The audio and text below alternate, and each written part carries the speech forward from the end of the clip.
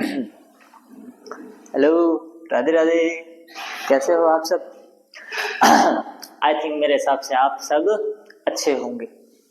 आज अपन बात करने वाले हैं अपने भौतिक प्रदेशों की। और भौतिक प्रदेश की अगर बात करें तो उस दिन अपन ने क्या देखा था? भौतिक प्रदेशों का वर्गीकरण। क्या देख लिया था अपन ने? भौतिक प्रदेशों का वर्गीकरण। और इस वर्गीकरण के बाद में आज अपन देखेंगे एक एक करके भौतिक प्रदेश। क्या देखने वाले हैं? एक एक करके भौतिक प्रदेश देखने वाले। ठीक है, एक एक करके क्या देखने वाले हैं? अपने भौतिक प्रदेश देखने वाले। जैसा कि आपने स्लाइड में देखा होगा, मैंने लिख रखा है उत्तर पश्चिमी मरुस्थलीय प्रदेश का, है ना, उत्तर पश्चिमी मरुस्थलीय प्रदेश। चलो इस उत्तर पश्चिमी मरुस्थलीय प्रदेश के बारे में कुछ अपन जानकारी ले लेते हैं।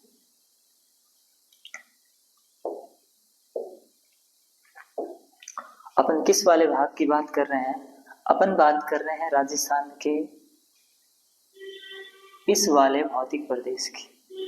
इस वाले भौतिक प्रदेश का नाम क्या है? तो इस वाले भौतिक प्रदेश का अपने नाम है उत्तर पश्चिम मरुस्थलीय प्रदेश। कैसा प्रदेश? उत्तर पश्चिम मरुस्थलीय प्रदेश। जब बात अपन करते हैं उत्तर पश्चिम मरुस्थलीय प्रदेश की, है ना, जब बात अपन करते हैं उत्तर पश्चिमी मरुस्थलीय प्रदेश की, तो अपने को इसके बारे में क्या जानना होता है अपन देखते हैं। सबसे पहले अपन आज इसमें देखेंगे इस भौतिक प्रदेश की उत्पत्ति कैसे हुई है ना। इसकी उत्पत्ति के बारे में देखेंगे कि इसकी उत्पत्ति कौन से काल में हुई है। तो अपन कहते हैं कि सर जी, इसकी जो उत्पत्ति है किसके अवशेष के रूप में हुई है? तैथिस सागर के अवशेष के रूप में हुई है। कह सकते हैं कि यहाँ से करोड़ों वर्ष पहले तैथिस सागर हुआ करता था। क्या हुआ करता था? तैथिस सागर हुआ करता था। और वो तैथिस सागर नदियों की द्वारा लाई गई मिट्टियां अवसादों के द्वारा भर गया। परिणाम स्वरूप अपने को एक मैदानी भाग देखने को मिलता है। और उसमें अपने राजस्थान का कौन सा भाग देखने को मिलता है? उत्तर पश्चिमी मरुस्थलीय प्रदेश देखने को मिलता है ना। इसकी जो ये उत्पत्ति अपने को देखने को मिलती है, ये अपने को उत्पत्ति देखने को मिलती है नियोजोइक एरा। कौन से एरा में? नियोजोइक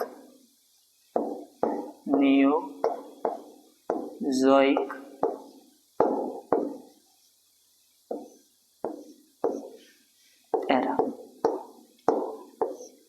कौन से एरा में देखने को मिलती है? नियोजोइक एरा के रूप में अपने को देखने को मिलती है। इस नियोजोइक एरा के कौन से युग में? तो अपन कहेंगे इस नियोजोइक एरा के चतुर्थक युग।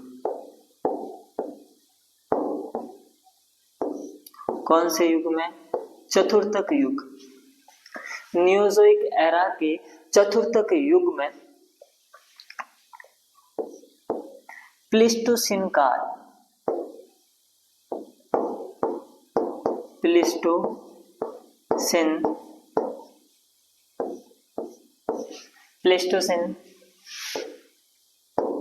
काल में, प्लीस्टोसीन काल में किसके अवशेष के रूप में? तैथिस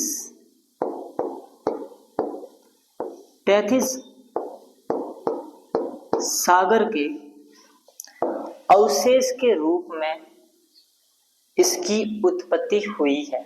किसकी उत्पत्ति हुई है? ये जो आपको लिखा दिखाई दे रहा है, क्या लिखा दिखाई दे रहा है? उत्तर पश्चिमी मरुस्थलीय प्रदेश। इस उत्तर पश्चिम मरुस्थलीय प्रदेश की उत्पत्ति जो है नियोजोइक एरा के चतुर्थक युग, और इस चतुर्थक युग में प्लीस्टोसीन काल के तैथिस सागर के अवशेष के रूप में हुई है। जो अपने भारतीय उच्चावच है ना, जो अपने भारतीय उच्चावच उत्तर के विशाल मैदान उत्तर के विशाल मैदान, उत्तर के विशाल मैदान का क्या है अपने हिस्सा है। अगर यहां से अपन क्वेश्चंस की बात करें, यहां से अपन क्वेश्चन की जो बात करें तो अपन कह सकते हैं लगभग आज से 7 करोड़ वर्ष पहले यहाँ पर क्या था, तैथिस सागर। फिर अपन कहते हैं कि कौन से एरा में, तो न्यूजिक एरा में अपने इस वाले भाग की क्या होती है, उत्पत्ति होती है। कौन से युग में, तो चतुर्थक युग में। और कौन से काल में, तो प्लेस्टोसिन काल में। किसके अवशेष के रूप में होती है, तो तैथिस सागर के अवशेष के रूप में होती है। और भारतीय उच्चावच है ना, भारतीय उच्चावच का कौन सा भाग इसमें सम्मिलित है, तो उत्तर के विशाल मैदान का ये हिस्सा माना जाता है। क्या ये जैसा कि आज आपको उत्तर पश्चिम का मरुस्थलीय भाग देखा है ना, देखा जा रहा है आपको, जो आप आज ये मरुस्थल वाला भाग देख रहे हो, क्या ये कालांतर में भी ऐसा ही था? क्या ये पहले भी ऐसा ही बंजर हुआ करता था? क्या यहां पहले भी रेत थी? तो नहीं। जब अपन इसकी चट्टानों का अध्ययन करते हैं, किसकी, इसकी चट्टानों का अध्ययन करते हैं,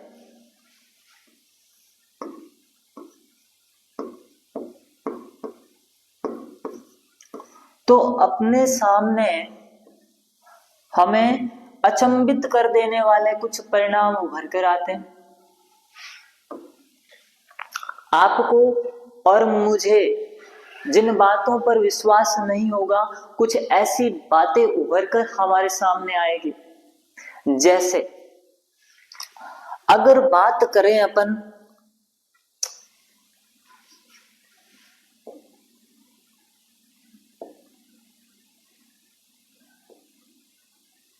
ये मैंने कुछ डॉट बनाए हैं,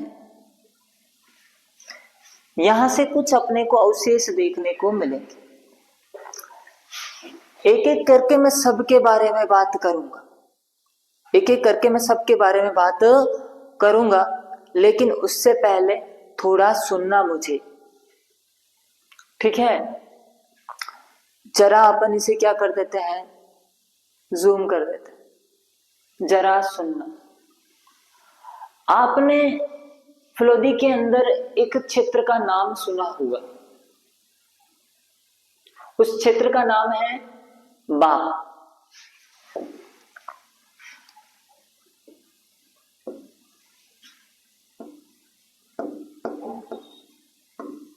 शायद इस नाम से परिचित होंगे आप सब, क्योंकि आप सब यहाँ फलोदी से ही बिलोंग करते हैं। कुछ साथी हो सकते हैं जो कहीं और से देख रहे हैं मुझे, लेकिन अधिकांश जो मुझे देख रहे हैं फलोदी से ही देख रहे हैं। और फलोदी वाले बाप को तो जानते हैं, खेतपाल जी।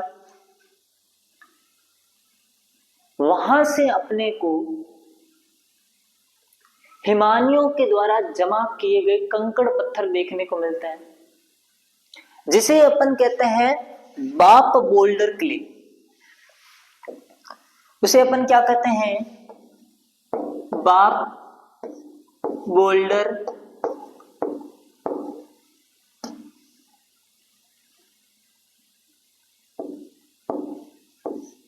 क्ले। क्या कहते हैं, बाप बोल्डर क्ले। ये बाप बोल्डर क्ले क्या होता है? बोल्डर मतलब बोले तो पत्थरों का बड़ा रूप, या अपन कह सकते हैं अपने बाठों का बड़ा रूप।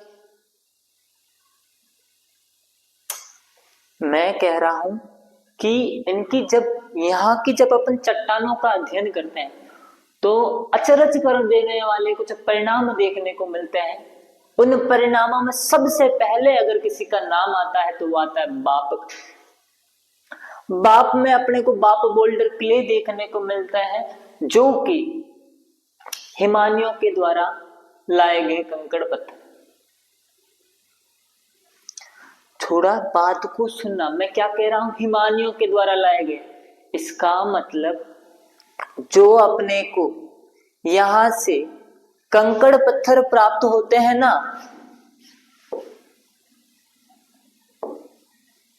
ये वाला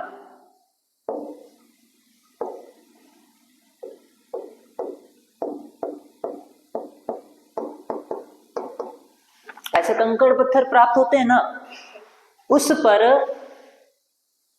ग्लेशियर के निशान हैं। और ग्लेशियर मतलब समझते हो, बर्फ का जो बड़ा टुकड़ा होता है जो बहुत लंबे किलोमीटर में फैला होता है, उसे अपन ग्लेशियर कहते हैं। उसके निशान अपने फलोदी वाले बाप में जो पत्थर है, जिसे अपन कहते हैं बाप बोल्डर क्ले, अपने को वहां देखने को मिलते हैं। इसका एक ही मतलब है, यहां तो इन पत्थरों को पहले कोई ग्लेशियर तक ले गया है, उस पर बढ़िया से उसके निशान लगाए और फिर उसको वापस लेके फलोदी वाले बाप क्षेत्र में लाकर रख दिया। या फिर दूसरा ऐसे हो सकता है कि उस बर्फ वाले टुकड़ों को, बड़े बड़े ग्लेशियर को कोई उठा के यहां लाया, पत्थरों पर रगड़ा और वापस छोड़ के ग्लेशियर को अपने यहां तो हो नहीं सकता। या फिर तीसरा जो सुनने में बड़ा अटपटा लगेगा कि ये क्षेत्र भी कभी बर्फ से ढका था, ये क्षेत्र भी कभी बर्फ से ढका था। जिस काल की मैं बात कर रहा हूं वो परमो कार्बोनिफेरस काल है, जिसमें अपने को हिमालयों द्वारा कंकड़ पत्थर जो लाए गए हैं उस पर अपने को किसके निशान देखने को मिलते हैं? ग्लेशियर के निशान देखने को मिलते हैं। पहली बात तो ये अपना क्षेत्र कहां पड़ता है? बाप। बाप के पास ही एक और क्षेत्र पड़ता है जिससे आपने और सुना होगा, भादुरा करके एक जगह है।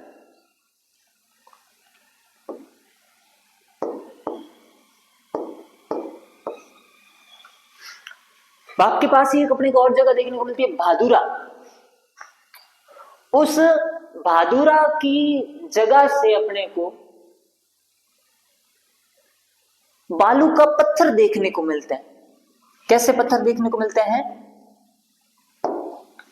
बालू का पत्थर। और ये बालू का पत्थर मतलब सैंडस्टोन। क्या देखने को मिलता है? सैंडस्टोन। और इन पत्थरों के बारे में जब स्टडी की गई, अध्ययन किया गया, तो इन पत्थरों के बारे में अपने को यह पता चलता है कि इस प्रकार के जो पत्थर हैं केवल और केवल समुद्री क्षेत्र में हो सकता है। पहले थोड़ी देर एक बात की अपन ने कि अपने को बाप के एक क्षेत्र से बाप बोल्डर क्ले देखने को मिलते हैं, जो उस पर अपने को ग्लेशियर के निशान देखने को मिलते हैं, जिससे पता चलता है कि ये क्षेत्र कभी हिमयुग के प्रभाव से ग्रसित रहा होगा। और वहीं थोड़ी देर बाद में अपने को एक भादुरा जैसी और जगह देखने को मिलती है, और जिसमें अपन कहते हैं अपने को सैंडस्टोन देखने को मिलता है या बालू का पत्थर देखने को मिलता है, जो इस बात को इंगित करता है कि यह क्षेत्र भी कभी समुद्र से संलग्न था या सटा हुआ था। अब तक की बातों से ये स्पष्ट हो जाता है कि ये भाग आज जैसा दिखाई दे रहा है वैसे पहले तो नहीं था। अपन इन बातों को भूलते ही नहीं है कि थोड़ी दूर और जाने पर अपने को जैसलमेर के एक क्षेत्र से, जैसलमेर के एक क्षेत्र से जिसका नाम आपने सुना होगा, भूतिया, हवेलियों का घर, कुलधरा, इस कुलधरा से अपने को एक व्हेल मछली के अवशेष देखने को मिलता है, और जो फिर इस बात के सबूत को और पुख्ता करती है कि यह भाग कभी ना कभी समुद्र से संलग्न तो रहा ही होगा।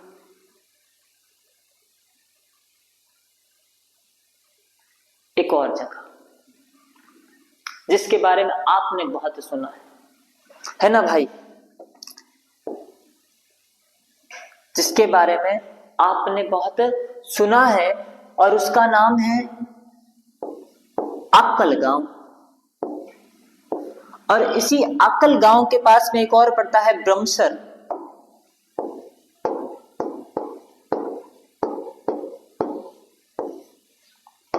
क्या पड़ता है? ब्रह्मसर।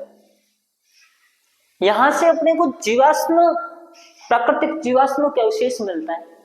प्राकृतिक जीवाश्म का मतलब है अपने को पेड़ पौधे प्राप्त होते हैं, लेकिन जो पेड़ पौधे अपने को प्राप्त हुए हैं वास्तविकता में आज वो पत्थर बन चुके हैं।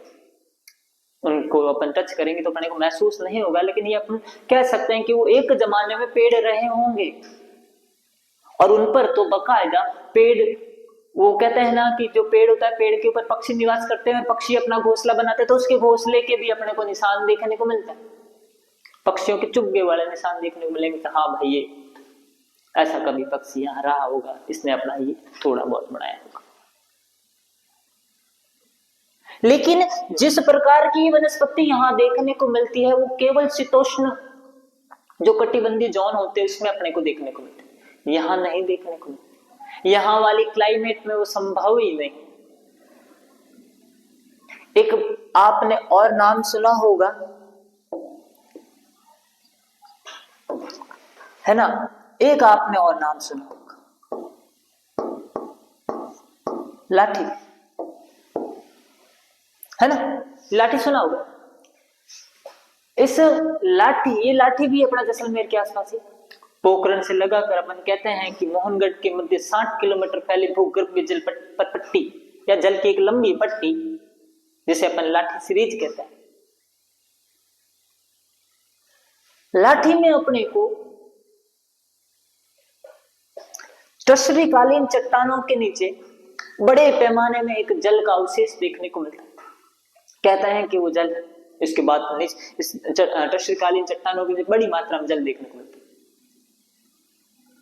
कहते हैं कि ये जो जल है वैदिक कालीन में चल रही सरस्वती नदी थी एक, यहां से उस सरस्वती नदी का माना जाता है और बड़ी मात्रा में ये अपने को पानी देखने को मिलता है। मेरी इन बातों से आपको अगर कुछ समझ में आ रहा है, ये समझने का प्रयास किया है, तो ये आपने जानने का प्रयास किया होगा कि जो आपको आज ये रेतीला भाग दिखाई दे रहा है पहले कभी रेतीला नहीं था। जिसकी मैं उत्पत्ति बता रहा हूं कि नियोजोइक एरा के चतुर्थक युग में प्लेस्टोसिन काल के 33 सागर के अवशेष के रूप में होती है, जो कि वर्तमान भारतीय उच्चावच के उत्तर के विशाल मैदान का हिस्सा है। ये भाग भी कभी हरा भरा हुआ करता था, लेकिन निष्कर्ष की अगर बात करें या चट्टानों की अगर बात करें, चट्टानों के अध्ययन से अपने को क्या पता चलता है? जब अपन ने इस भौतिक प्रदेश के चट्टानों का अध्ययन किया तो अपन कह सकते हैं कि ये पहला भाग, ये भाग भी पहले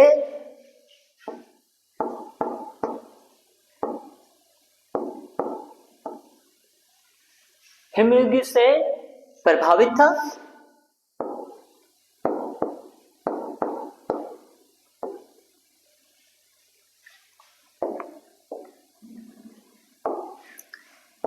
समुद्र से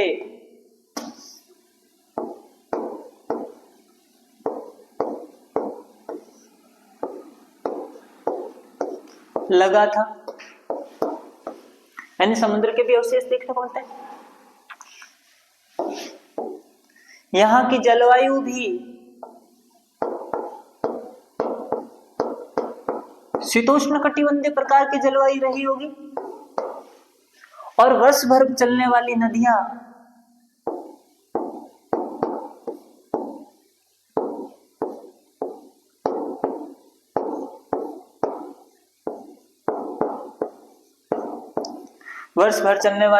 नदियां भी अपने को देखने को मिलती।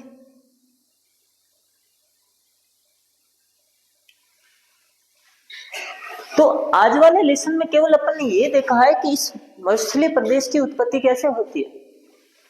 और इस प्रदेश के बारे में मैंने आपको ये बताने का बाकायदा प्रयास किया है कि ये प्रदेश भी पहले कभी हरा भरा या इससे अलग दिखाई देता होगा, लेकिन आज रेतीला है। कहीं अपने को बाठे दिखाई देते हैं तो कहीं अपने को रेत। कल अपन देखेंगे कि मरुस्थल कैसे अपनी आगे की यात्रा करता है, लेकिन आज जो अब तक अपन ने देखा है उसमें केवल 3-4 शब्द मैंने बताने का प्रयास किया, और इसी के साथ मैंने ये भी बताने का प्रयास किया कि ये पहले भाग कैसा हुआ करता था। इसी के साथ में आज के लेसन को क्या करते हैं, समाप्त करते हैं। और ऐसे ही अपना प्यार बनाए रखें और निरंतर हमसे जुड़े रहें। निश्चित रूप से आपको अच्छी जानकारी मिलेगी जो आपके सिलेक्शन में कहीं ना कहीं सहयोग देगी, है ना। धन्यवाद।